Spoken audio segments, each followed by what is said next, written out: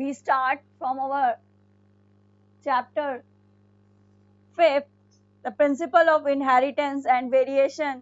As we know about Gregor John Mendel, he was the father of genetics. He was born in 1822. He was Austrian monk.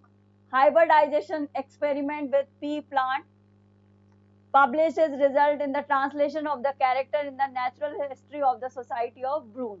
He is always regarded as the father of genetics because he worked uh, from genetics. He says that the heredity is the process of transmission of character from one generation to the next. He says that the character which are transmitted from parent to offspring are called hereditary character, as we know. So today we study about his experiments. He gave his 3 laws, laws of segregation, laws of dominance, law of independent assortment. He gives a Mendel law of inheritance, law of dominance, law of segregation, law of independent assortment. In law of dominance, what he says, first he take a all experiment on his pea plant. First he was lucky, he always take a pea plant and his all experiment is taken on pea plant, the 7 pair of contrasting characters selected by Mendel for his experiment. As we know कि जो Mendel थे उन्होंने अपने 7 pair ही लिए contrasting character के लिए, Mendel के द्वारा एक्सपेरिमेंट किए गए. उन्होंने पी प्लांट में एक टॉल प्लांट लिया और एक शॉर्ट प्लांट लिया. टॉल प्लांट और शॉर्ट प्लांट में उन्होंने हाइट को कॉन्ट्रास्टिंग कैरेक्टर के रूप में चुना, सीड का शेप चुना, सीड का कलर उन्होंने रखा, सीड कोट का कलर रखा, पॉड का शेप रखा, यानी फली का जो शेप था वो फूला हुआ है या कॉन्स्ट्रिक्टेड है, ये देखा है उन्होंने. पॉड का कलर ग्रीन या येलो देखा और फ्लावर का पोजीशन, फ्लावर एक्सियल है या टर्मिनल है. इस तरीके से उन्होंने सेलेक्ट किए कैरेक्टर और वहां देखा उन्होंने कि कुछ कैरेक्टर डोमिनेंट थे और कुछ रिसेसिव कैरेक्टर थे. यानी रिसेसिव कैरेक्टर वो जो कि अगली पीढ़ी में अपना प्रभाव ना दिखा सके, और dominant character those are shown in new offspring. So Mendel gave a law of heredity. First he gave a law of dominance. In hybrid, dominant character suppress the expression of recessive character. He says that the law of dominance, the hybrid dominant character suppress. जो hybrid dominant character होते हैं वो suppress कर देते हैं express होने में recessive character के. Mendel's law of segregation, second law दिया मेंडल ने, लॉ ऑफ सेग्रीगेशन और purity of gametes. It state that when a pair of factor for a character brought together in a hybrid, they segregate during the formation of gametes. gametes के बनने पर जब pair of factor अपना character दिखाते हैं hybridisation के दौरान, फिर भी वो सेपरेट रहते हैं, सेपरेट ही अपनी प्यूरिटी को बनाए रखते हैं. F1 पीढ़ी में उनकी प्यूरिटी अगर नहीं दिखाई दे रही है तब F2 पीढ़ी में वो अपना कैरेक्टर दिखाते हैं. In this diagram, by this diagram, we also explain that first we saw about monohybrid cross. In this, first we take a parental generation. In this, the parental generation, this pea plant is tall plant. So we identify with this capital T or capital T. And this pea plant is small t plant, so we write it with small t. When we gamete formation के बाद हम जब देखते हैं कि parental generation में हमने एक बड़ा पी प्लांट लिया और एक छोटा पी प्लांट लिया। बड़े पी प्लांट को हमने डिनोट किया कैपिटल टी से और छोटे पी प्लांट को हमने डिनोट किया कैपिटल स्मॉल टी से। यहाँ अगर इनका गैमेट फॉर्मेशन होता है तब गैमेट फॉर्मेशन के समय हम इनका यहाँ लॉन्ग प्लांट का हमने टी लिया और स्मॉल डॉर्फ प्लांट का हमने स्मॉल टी लिया। स्मॉल टी और कैपिटल टी का जब मेटिंग करवाया हम देखते हैं कि हमारा मेटिंग में हमारे जो गैमेट्स बने वो हमारे टी और टी और टी और टी इस प्रकार से हमें गैमेट्स मेटिंग के बाद हमें बने जो कि F1 जनरेशन में दिखाई दिए। F1 जनरेशन में हम देख रहे हैं कि F1 जनरेशन में जो हमें प्लांट दिखाई दिए वो आप देख रहे हैं genotype all are T or T. So we can see here all are T or T. In this, small t doesn't show their character. Small t means dwarf plant. यहाँ हम देख रहे हैं कि दोनों पौधे हमारे बड़े ही दिखाई दे रहे हैं, यानी मेटिंग एक बड़े और छोटे प्लांट के मध्य कराने पर भी F1 जनरेशन में सारे पौधे हमें बड़े ही प्राप्त हुए। ये एक नया तरीके का रिसर्च निकल कर आया मेंडल के सामने। उन्होंने जीनोटाइप अगर देखा, उनके जीनोटाइप देखने पर उन्हें सारे के सारे जो गैमेट्स बने वो एक कैपिटल टी एक स्मॉल टी के रूप में था, जिसमें स्मॉल टी रिसेसिव कैरेक्टर के रूप में रहा, वो अपना प्रभाव नहीं दिखा पाया और जो कैपिटल टी था वो अपना प्रभाव दिखाता है, जिसके कारण ये डोमिनेंट कैरेक्टर कहलाया। दो प्रकार के कैरेक्टर हमने यहाँ स्टडी किए, डोमिनेंट और recessive. Those character which are shown in generation, those character are called dominant character, and those characters which are not shown in the offspring, so these are called recessive characters. So in जहाँ हम long plant हमने दोनों लिए, वहाँ long plant में mating करवाने पर हमने पाया कि जो हमारा गैमेट्स फॉर्मेशन हुआ वहाँ पर हमें फिजिकली, फिनोटाइप मीन्स फिजिकली हमें देखने पर ये दोनों प्लांट हमें लंबे दिखाई दे रहे हैं, टॉल दिखाई दे रहे हैं, लेकिन हमारा ये मानना होगा हमें कि जो रिसेसिव कैरेक्टर था वो पीढ़ी में उपस्थित तो था लेकिन दिखाई नहीं दे रहा था। लेकिन जब हम F2 जनरेशन की बात करते हैं, F2 जनरेशन में जब हमने इन दोनों गैमेट्स को, F1 पीढ़ी के गैमेट्स को आपस में मेटिंग करवाया, क्रॉस करवाया, तब हमें एक नए प्रकार का रिजल्ट फॉर्मेशन यहाँ हमें देखने को मिलता है। इस तरीके के रिजल्ट फॉर्मेशन में आप देखते हैं कि यहाँ हमने टी और टी मेल प्लांट के गैमेट रखे हमने। ये एक मान लीजिए कि एक मेल प्लांट है, ये फीमेल प्लांट है। ये गैमेट्स हमने यहाँ मेल प्लांट के रखे, यहाँ हमने फीमेल प्लांट के रखे। तब हमने क्रॉस करवाया, टी और टी का क्रॉस होगा तो हमारा लॉन्ग टी नजर आएगा। आप इस स्क्वायर पुनेट को इस तरीके से भी बना सकते हैं, इस तरीके से।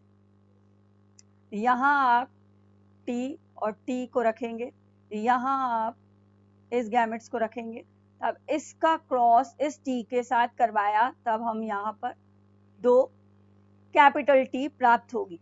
इस टी का हम इस स्मॉल टी के साथ करवाते हैं, तब हमें ये इस प्रकार का गैमेट फॉर्मेशन हमें प्राप्त होगा। स्मॉल टी का लॉन्ग टी से हम करवाते हैं, यानी एक ड्वार्फ प्लांट का हम जब मेटिंग एक लॉन्ग प्लांट से, टॉल हाइट वाले प्लांट से करवाते हैं, तब हमें इस प्रकार का गैमेट्स फॉर्मेट होगा। और स्मॉल टी और स्मॉल टी का गैमेट जब बनता है तब इस तरीके का फॉर्मेशन होगा। यानी हमारा जो जीनोटाइप F2 जनरेशन में प्राप्त हुआ, तब आप देख रहे हैं कि हमें जो ऑफस्प्रिंग प्राप्त हुई वो टॉल था, और उसका अगर हम जीनोटाइप कैरेक्टर देखते हैं तब दोनों टॉल जीन हमें यहाँ प्राप्त होते हैं। इस प्रकार का पौधा जिसमें दोनों टॉल हैं जीन, और यहाँ पर हमें एक और पौधा प्राप्त होता है, ऑफस्प्रिंग नई पीढ़ी प्राप्त होती है, जहाँ पर हमें टी और टी, एक कैपिटल टी है एक स्मॉल टी है, यहाँ भी एक कैपिटल टी है और एक स्मॉल टी है, और यहाँ पर दोनों स्मॉल टी हैं। इट मीन्स F2 जनरेशन में भी हमें फिनोटाइप और जीनोटाइप में दोनों में डिफरेंस नजर आता है। फिनोटाइप मीन्स देखने पर, यानी फिजिकल अपीयरेंस में हमें पौधे किस तरीके से दिखाई दिए।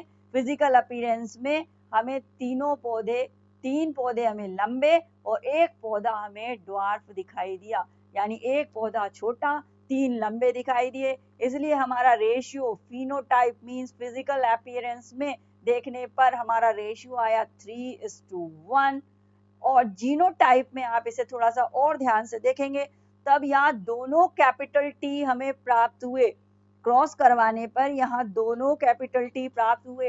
इट मीन्स ये लॉन्ग है, प्योर लॉन्ग कैरेक्टर हमें यहाँ मिल गया। प्योर हाइट का जो कैरेक्टर था, टॉल हाइट का हमें कैरेक्टर यहाँ पर मिल गया, लेकिन यहाँ हमें जो जीन प्राप्त हुआ वो एक रिसेसिव कैरेक्टर के रूप में स्मॉल टी भी मिला और यहाँ कैपिटल टी भी मिला, और इस प्रकार का एक और प्लांट मिला हमें, कैपिटल टी और स्मॉल टी, और यहाँ दोनों ही स्मॉल टी मिले। इसलिए अलग अलग प्रकार से अगर हम इन्हें डिनोट करें तो कैपिटल टी का हमें जीन वाले पौधे मिले एक, टी और टी वाले पौधे मिले हमें दो, इस प्रकार के जीन वाले पौधे हमें दो मिले, और हमें F2 जनरेशन में स्मॉल टी यानी स्मॉल टी वाले जो हमें पौधे मिले वो 1 मिला, यानी हमारा रेशियो हुआ, जीनोटाइप रेशियो हमारा बना 1:2:1, और फिनोटाइपिक रेशियो बना हमारा 3:1। मोनोहाइब्रिड क्रॉस आपको समझ में आ गया होगा। I think you can understand. If we saw that monohybrid cross, this is Mendel's first law, monohybrid cross, explanation by Mendel's first law. In this, if we take a phenotype, tall plant and dwarf plant. So, if we have cross to each other, और अगर हम genotype में देखते हैं, genotype में हमने pure हमने दोनों टॉल वाले कैरेक्टर लिए हमने, और यहाँ भी हमने ड्वार्फ कैरेक्टर प्योर दोनों टीटी वाले हमने यहाँ लिए, तब इन्हें हम कहेंगे होमोजाइगस डोमिनेंट, और यहाँ होमोजाइगस रिसेसिव। होमोजाइगस डोमिनेंट और होमोजाइगस रिसेसिव, यानी ऐसे कैरेक्टर जो डोमिनेंट हैं, डोमिनेंट यानी अपना इफेक्ट दिखाएगा ही दिखाएगा ऑफस्प्रिंग में, इसे हम कहेंगे डोमिनेंट कैरेक्टर। और रिसेसिव कैरेक्टर वो जो कि रहेगा तो वहां पर उस पीढ़ी में वो रहेगा तो, लेकिन अपना प्रभाव नहीं दिखाएगा, तो इस प्रकार के कैरेक्टर को हम रिसेसिव कैरेक्टर कहते हैं। सो जो नया हमारा F1 पीढ़ी हमें कैसा प्राप्त हुआ, टी और t. So tall is dominant to dwarf, इसलिए टॉल कैसा है, डोमिनेंट है ड्वार्फ पर, टॉल प्रभावी है ड्वार्फ पर। इस कारण से प्रभावी होने के कारण लक्षण में हमारा जो पौधा है वो हमें कैसा प्राप्त हुआ, long. So all plants are tall. So self pollinated करवाने पर इस प्रकार के प्लांट को सेल्फ पॉलिनेटेड किया हमने टी और टी को, जब हमने मैटिंग करवाया तब आपने देखा कि यहाँ टी से टी का क्रॉस हुआ, तब हमारा यहाँ बना टी और टी, तब सभी टॉल हमें प्राप्त हुए। यहाँ टी का टी से स्मॉल टी से क्रॉस हुआ, तब हमें टी और टी, हमारे यहाँ हेट्रोजाइगस हमें क्रोमोसोम्स मिले हैं, यहाँ पर डिफरेंट हो गए, दोनों के दोनों डिफरेंट ट्रेट के लिए कोड कर रहे हैं यहाँ पर, तब लेकिन डोमिनेंट कैरेक्टर टी होने के कारण प्लांट तो हमें टॉल ही प्राप्त होगा, लेकिन दोनों प्रकार के कैरेक्टर यहाँ इस पीढ़ी में आ गए हैं, इसे हम कहेंगे हेट्रोजाइगस। सो टी और टी इज टी और टी, और यहाँ all plant are dwarf, so genotypic ratio is 1:2:1 and phenotypic ratio देखने पर जो हमें दिखाई दे, फिजिकल अपीयरेंस से हमें जो दिखाई दे वो 3:1, यानी हमें यहाँ पर 3 long plant, 3 tall plant, 1, 2 and 3 tall plant, and 1 is we have seen a dwarf plant, pure dwarf plant. So genotypic ratio is 1:2:1 and phenotypic ratio is 3:1. So this is a new term. We explain a test cross. आपके book में एक और term दी गई है, test cross. Test cross किसे कहते हैं हम, अब इसे समझेंगे हम। ध्यान से अच्छे से अगर सुनते हुए हम चलेंगे तो हर कॉन्सेप्ट क्लियर हो जाएगा, इसलिए अच्छे से उसे सुने और समझने की कोशिश करें। Test cross, the cross between hybrid and its homozygous recessive parents called test cross. It is used to identify the genotype of the hybrid. The cross between hybrid and its homozygous recessive parent. Recessive जो parents थे उनके साथ जब हमने cross किया, hybrid tall plant लिया हमने, और रिसेसिव ड्वार्फ जो प्लांट था उसके जब हमने क्रॉस करवाया, तब हमें किस प्रकार से हमें टेस्ट क्रॉस हमें जब प्राप्त होगा, हमने रिसेसिव ड्वार्फ ये पेरेंट्स ले लिए, और ये हमारा हाइब्रिड टॉल कौन सा, फर्स्ट पीढ़ी F1 जनरेशन का जो हमारा ऑफ स्प्रिंग था, उस प्लांट को हमने यहाँ लिया, और ये रिसेसिव पेरेंट्स हैं जो कि पूर्णतः ड्वार्फ थे, उनका जब हमने क्रॉस करवाया, तब हम क्रॉस करने पर हम ये देखेंगे कि यहाँ पर टी टी टॉल नजर आया और टी टी ड्वार्फ नजर आया, यानी टॉल हमें प्लांट एक मिला और एक हमें प्लांट मिला, ड्वार्फ प्लांट मिला हमें। फिनोटाइपिक रेशियो 1:1 भी आया इनका, और genotypic ratio is 1:1। Hybrid tall का जब रिसेसिव ड्वार्फ से करवाया, यानी रिसेसिव यानी हमारे पेरेंट्स फर्स्ट पेरेंट्स से करवाते हैं हम अगर किसी प्रकार का टेस्ट क्रॉस, तो इस प्रकार का हमें रिजल्ट मिलता है। मेंडल ने कई तरीके का पीढ़ियों में क्रॉस करवाकर, कई तरीके के पेरेंट्स ऑफस्प्रिंग्स में क्रॉस करवाकर ये रिजल्ट्स को निकाला, और टेस्ट क्रॉस हमें समझ में आया, और इस प्रकार का इनकम्प्लीट डोमिनेंस कैरेक्टर हमें स्नैपड्रैगन डॉग फ्लावर प्लांट में हमें दिखाई देता है, जहां पर रेड कलर के एक जीन, यानी हमारा एक फ्लावर हम रेड कलर का लेंगे और एक फ्लावर हम व्हाइट कलर का लेंगे। जब इसके अंदर हम क्रॉस करवाते हैं, क्रॉस मेटिंग होने के बाद में, तब हमें फ्लावर हमें इनकम्प्लीट डोमिनेंस वाला दिखाई देता है, यानी हमें पिंक फ्लावर प्राप्त होता है, इसे हम कहते हैं incomplete dominancy. Incomplete dominance example mirabilis जलापा। It is also called a parietal dominance और सेमी डोमिनेंस, यानी ऐसा डोमिनेंट कैरेक्टर जो कि आता तो है लेकिन पूर्णतया अपना प्रभाव नहीं दिखा पाता, इस कारण इसे हम सेमी डोमिनेंस कैरेक्टर कहते हैं। पेरेंट हमारे किस प्रकार से हम इसे क्रॉस होगा, पेरेंट हमने अगर हम रेड ले लिए और एक हमने व्हाइट ले लिया, और इनके अंदर हम इनको हमने कोड किया, रेड को कैपिटल R से और व्हाइट को कोड किया कैपिटल W से।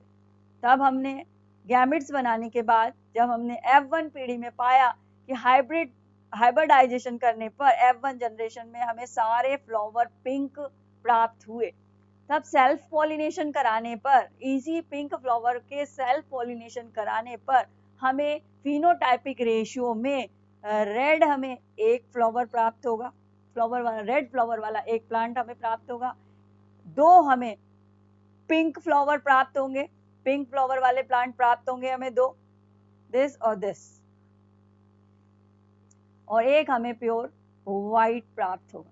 इसीलिए हम इसका फिनोटाइपिक रेशियो और जीनोटाइपिक रेशियो ये हमारा 1:2:1, क्योंकि हमें एक रेड फ्लावर वाला प्लांट प्राप्त हुआ, एक पिंक वाला। फिजिकल अपीयरेंस में भी हमें दिखाई दे रहा है कि फिजिकल अपीयरेंस में हमें दिखाई दे रहा है कि एक लाल फूल वाला पौधा, एक दो गुलाबी फूल वाले पौधे और एक वाइट फ्लावर वाला पौधा हमें प्राप्त हुआ। इसलिए देखने पर भी और जीनोटाइप और फिनोटाइप दोनों प्रकार के रेशियो में हमें 1:2:1 ये हमें प्राप्त होता है।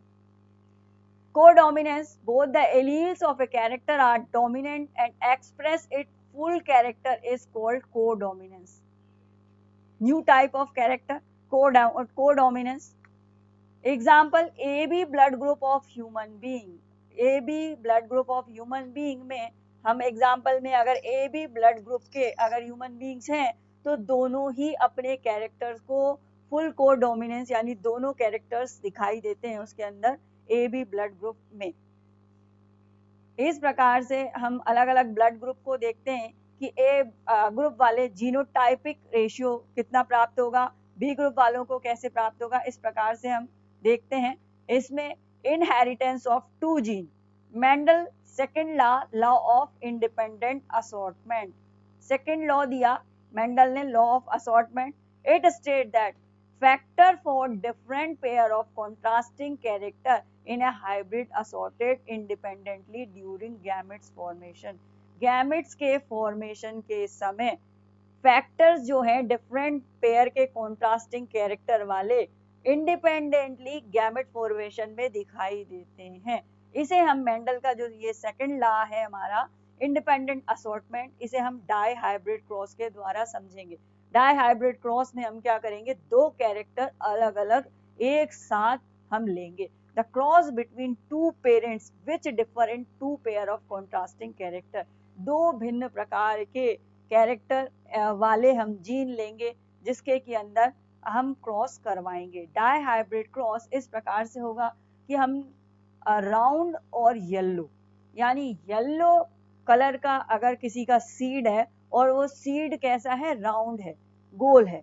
दो क्वालिटी वाले हमने पौधे लिए जिसका कि सीड येलो कलर का है और राउंड कलर का उसका सीड है, राउंड और येलो कलर है सीड में, और रिंकल्ड और ग्रीन है, यानी रिंकल्ड यानी झुर्री वाला उसका बीज है और ग्रीन कलर है उसके बीज का है। इस प्रकार के दो कॉन्ट्रास्टिंग कैरेक्टर लेते हुए जब हमने क्रॉस करवाया तब हमारे पास में हमारे गैमेट्स बने। राउंड को हमने कैपिटल R से डिनोट किया और येलो को हमने कैपिटल Y से डिनोट किया, और इधर रिंकल्ड को हमने स्मॉल r से डिनोट किया और ग्रीन को हमने स्मॉल y से डिनोट किया। अब गैमेट फॉर्मेशन किया तब हमने कैपिटल R कैपिटल Y और यहाँ small r small I।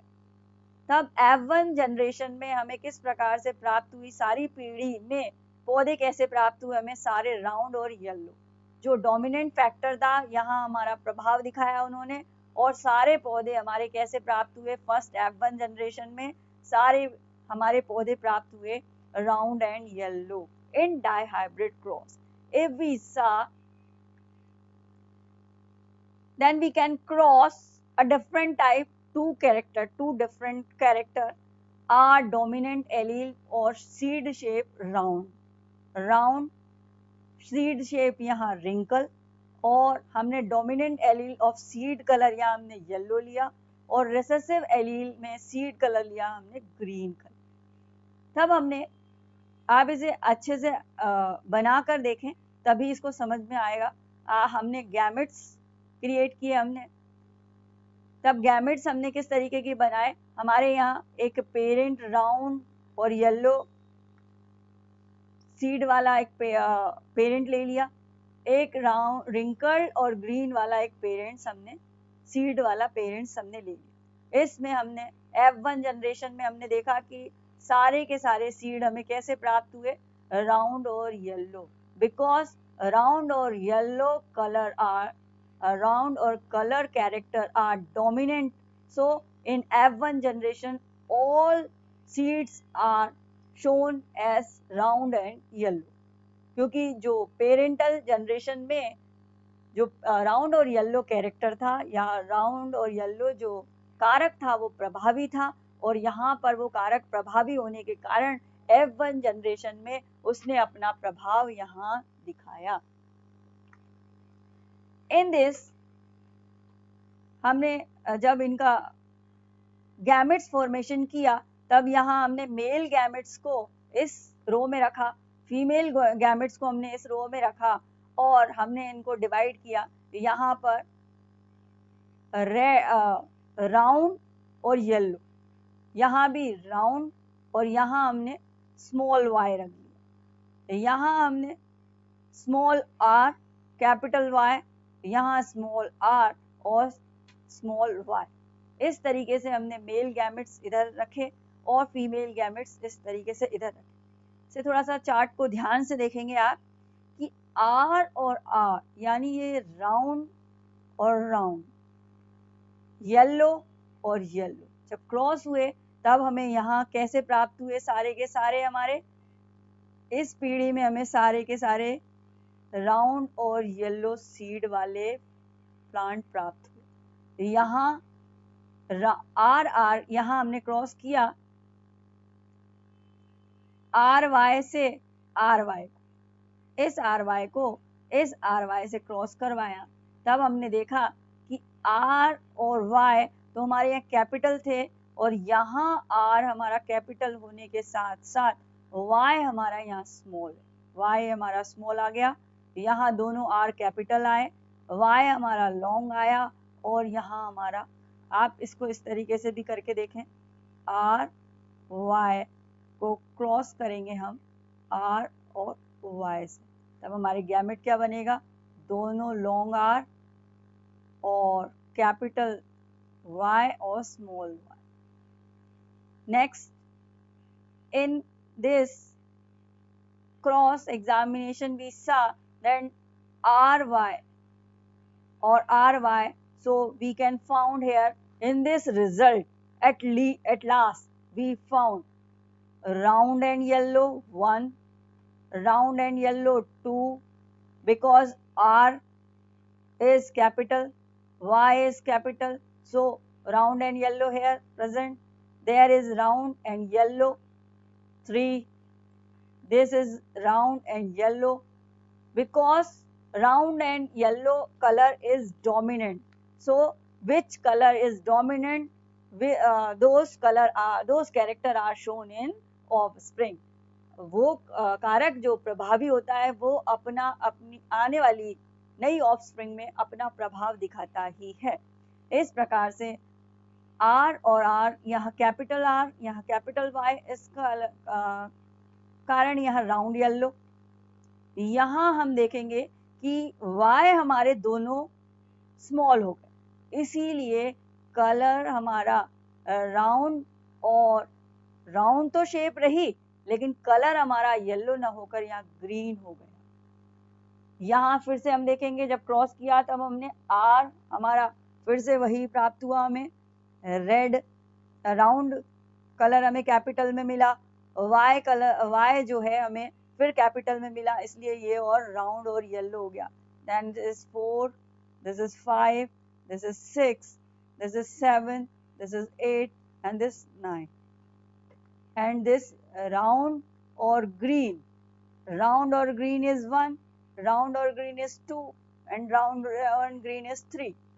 so round नहीं हुआ यहाँ पर कैसा हो गया, रिंकल हो गया, क्योंकि दोनों स्मॉल आर आ गए, और यहाँ y दोनों कैपिटल हैं, इसलिए यहाँ पर हमारा कलर तो येलो रहेगा लेकिन हमारा सीड जो है वो रिंकल शेप का हो गया।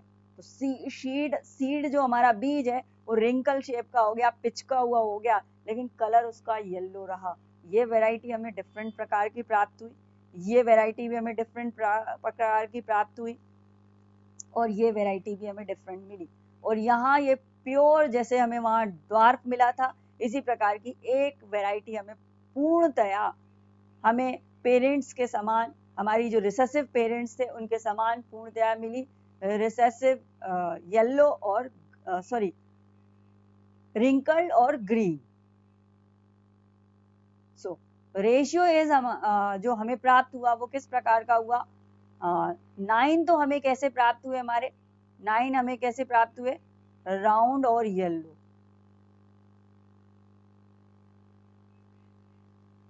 3 हमें कैसे मिले? 3 हमें ये इस तरीके के कैसे मिले? हमारे एक ये वैरायटी और मिली हमें. राउंड तो था लेकिन कलर कैसा था हमारा? Green, green in colour. और 3 हमारे कैसे मिले? हमें रिंकल शेप के मिले और रिंकल शेप के मिलने के बाद कलर हमें येलो ही मिला. और 1 हमें प्योर हमें किस प्रकार का मिला? हमारा रिंकल और ग्रीन.